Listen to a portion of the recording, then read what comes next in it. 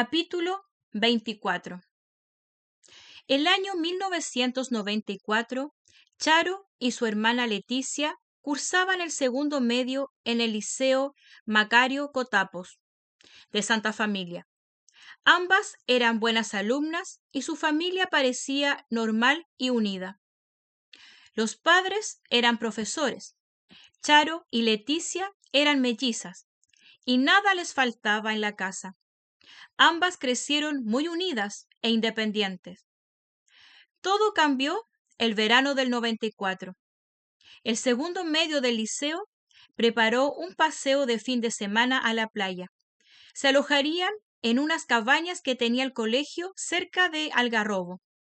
Como había ocurrido en años anteriores, se contrataron los servicios de Intermar, la línea de buses, para trasladar al grupo a la costa. En una tarde de diciembre de ese año, se reunieron en las puertas del liceo. Allí los esperaba un bus color crema con una franja azul y el nombre de Intermar con una gaviota dibujada sobre las letras. Viajarían esa tarde de jueves para aprovechar completo el fin de semana. Antes de subir al bus, alguien tomó la fotografía instantánea del curso donde aparecían todos sonrientes, excepto Charo. La misma fotografía que se publicaría unos días más adelante en los diarios. La misma que 3 años después llevaba yo en el bolsillo de mi camisa. Mientras Charo acomodaba su bolso en el maletero del bus, vio por primera vez a Cacho Ramírez. Vestía una camisa blanca, unos pantalones grises y una gorra de capitán de barco que identificaba a todos los choferes de Intermar. Los primeros kilómetros fueron lentos, deshaciéndose del tráfico de salida de Santiago. Arriba del bus a nadie le importó. Cantaban felices y conversaban despreocupados. Charo escuchaba música en su personal y trataba de dormir. Una hora después, el viaje parecía tranquilo y aburrido. Las risas, la música, todo había acabado. Solo se escuchaban algunos grupos conversando. Charo despertó para ver cómo atardecía completamente y llegaba la oscuridad a la carretera. No tenía ganas de ese fin de semana en la playa, pero lo prefería a quedarse sola en la casa y separada de su hermana Leticia. Ambas se llevaban muy bien, se contaban todo y se tenían confianza. Sabía, por ejemplo, que a Leticia le gustaba Juan Carlos, el handbolista del curso, pero él era muy tímido para declararse. Después de recados, avisos y cartas secretas, esperaban que Juan Carlos se atreviera ese fin de semana en Algarrobo. Fue en una curva antes de llegar a la costa.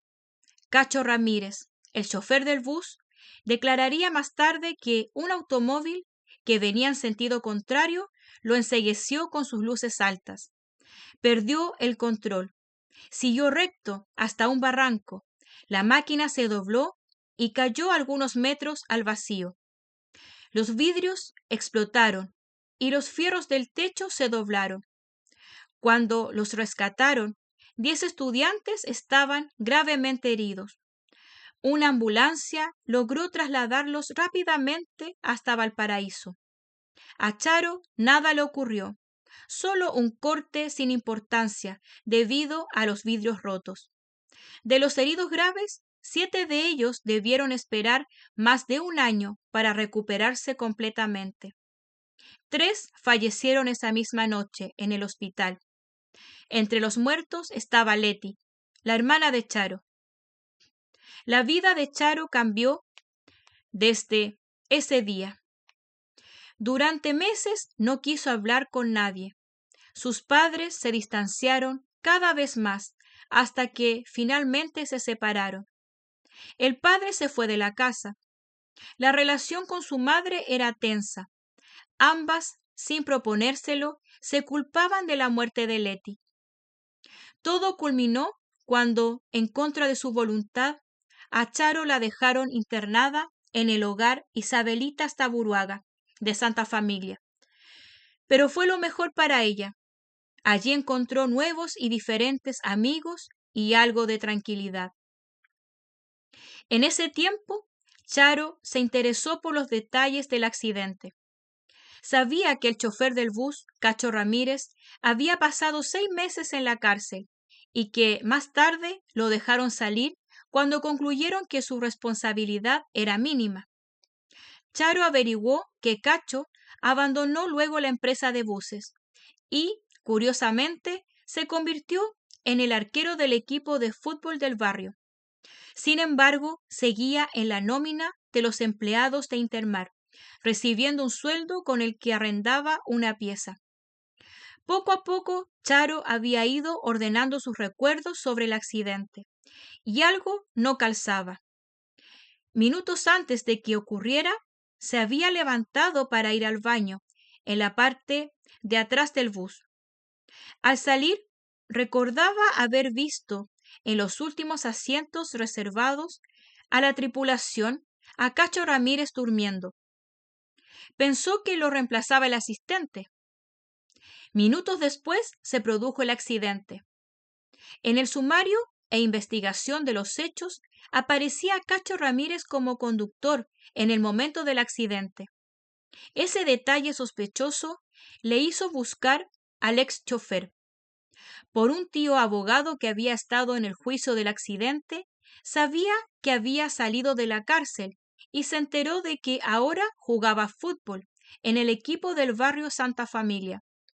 Un día lo encontró después del entrenamiento del Ferro Quilín. Al principio él se sorprendió de todas las preguntas y no quiso seguir hablando. Dijo que solo le interesaba olvidar el trágico asunto. Charo insistió y después de varios intentos el arquero comenzó a soltarse y a sentir confianza. Terminaron haciéndose amigos. Se encontraban por la tarde en la placita de Alférez, tomaban helados y conversaban. Charo llegó a apreciar a Cacho. Nunca había hablado con nadie como lo hacía con el arquero. Después de algunos meses, Ramírez tuvo la confianza suficiente para contarle la verdad. Cuando ocurrió el accidente, no era él quien manejaba el bus, pero la señora Rosaura lo convenció para que se inculpara. Le prometió un sueldo seguro. Cacho aceptó. Charo presionó al arquero durante semanas, hasta que por fin éste se decidió a contar la verdad del accidente ante las autoridades. Pero justamente antes de que esto ocurriera, Cacho desapareció misteriosamente. Charo sospechaba de Rosaura Gallardo. De alguna manera se habría enterado de las intenciones de Cacho y no le convenía que se divulgaran las irregularidades en la investigación del accidente. La señora Gallardo llevaba una exitosa gestión a la cabeza de Intermar. Había logrado importantes avances comerciales y un escándalo en esos momentos no era bueno para el negocio. Charo tampoco sabía dónde se encontraba el arquero. La única pista era un familiar, el único que le conocía. En una ocasión había acompañado a Cacho a visitar a una tía, la tía Solícita, que vivía en la Reina Alta, en una casa vieja, rodeada de gatos. Charo terminó de hablar. Amaneció completamente y la luz iluminó con colores el comienzo del día. Los 4 sentados alrededor de la mesita de plástico en el ESO Market, tratábamos de entender la historia que acabábamos de escuchar. Ninguno se atrevió a decir nada. Mi taza de café estaba fría.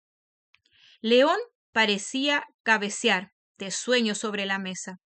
Gertrude se atrevió y dijo: ¿Qué esperamos?